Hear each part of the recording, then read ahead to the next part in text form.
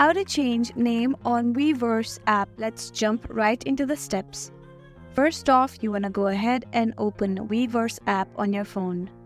Then here you want to go to your profile and then tap on settings, that is on the top right corner. Tap on account settings on the very top just below your name. As soon as you do that, you will reach to this page where you'll be able to change your informations. You can change your nickname, you can change your name. To change it, just tap on change and then enter your last name and then your first name. After you're done, tap on done, then tap on save, which is on the bottom. You can also change your nickname. To do that, you want to tap on change beside nickname. After that, just change your nickname and then when you're done, tap on return and then tap on save. That is on the bottom. And that is how you can change your username on Weverse app. I really hope this video helped you out. Thank you so much for watching till the end.